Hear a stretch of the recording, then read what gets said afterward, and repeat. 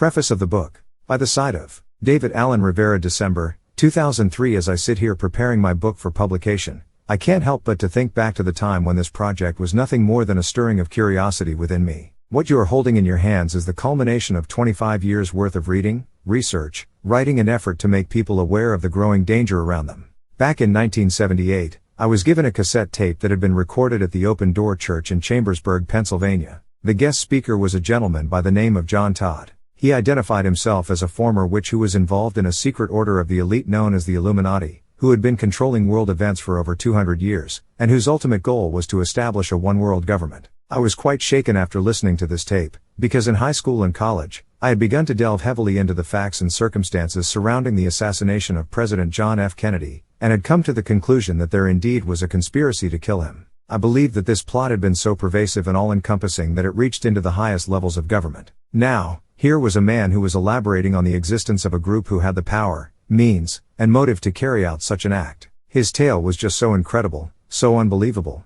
that I couldn't get it out of my mind. So, I began to research the Illuminati, thinking I was going to easily disprove his wild claims. I also began to do some digging on Todd. It wasn't long before I began to realize that the history that is being taught in public school, and presented in the media, rarely reflects the accuracy of actual events. We are taught what they want us to know. Therefore we have grown up under the delusion of such misconception, that it has become inconceivable to believe anything other than what has been perceived as truth. I was unable to prove or disprove that Todd was who he said he was. However, I was able to document about 90% of what he said about the Illuminati. As I continued my research, the deeper I got, and the more disturbing it became. When I research something, I tend to have tunnel vision so that my focus is so much on the subject, that I am totally immersed in it. This is very similar to what a profiler does when they get into the mind of the criminal. So, when I discovered that this thing had been developing for so long, my initial reaction was to want to know why, and what the motive was. This would give me leads in any direction I needed to go to search for evidence. When I sat in church as a child, and would hear what the Bible had to say about what was going to happen in the last days, as outlined in Daniel, Ezekiel, and Revelation,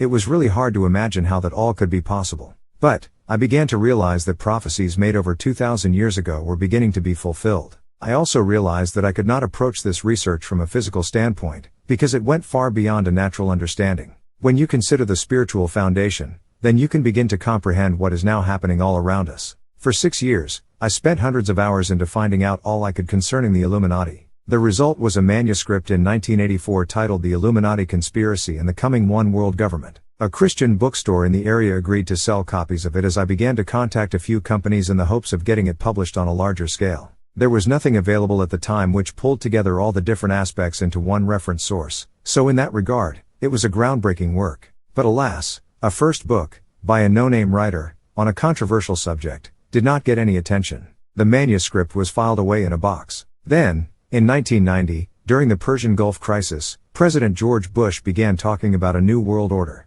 I immediately saw the connection to the Illuminati front organizations, and I began reworking the manuscript. I remember my wife standing in the doorway of my den saying, "You have been working on this book ever since I met you." And quote. It was self-published in 1994 as Final Warning, and sold in nearly all the Christian bookstores in 8 central Pennsylvania counties, by mail order, and through 4 national distributors. Again, I tried to get it published on a larger scale. I contacted over 100 publishers, and even with proven sales in my target area, which projected into national sales of over 48,000, there was only one publisher, Huntington House, who seriously considered it. After all the copies were sold, the manuscript was again filed away in a box. Between 1996 and 1998, I received some very profound spiritual revelation in regard to my destiny, and my reason for being. I began to operate and function with a new degree of insight and purpose. Early in 1998, I received a computer through divine providence, and on November 24, 1998 the book became available on my website, and since then has been copied onto other websites, linked to, downloaded,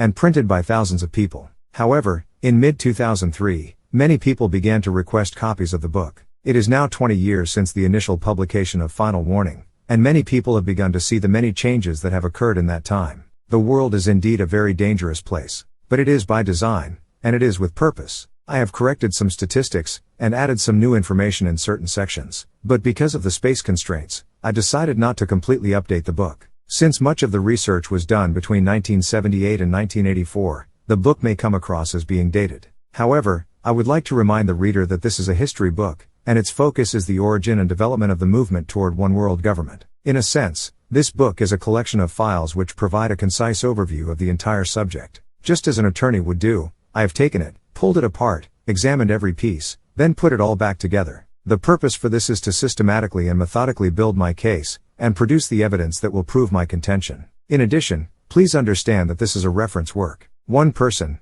when he took it with him on vacation, expecting an easy read, likened it to a college textbook. Although, in reworking it, I have tried to change some of the dry language, rearrange, and edit some of the text, it is still a reference book. However, know that this incredible compilation of history and facts cannot be found anywhere, in any one book. The story that will unfold before your eyes will grab a hold of you and never let go. Come with me now on a trip to a not too distant past, and an uncertain future. It will be a journey of discovery and revelation.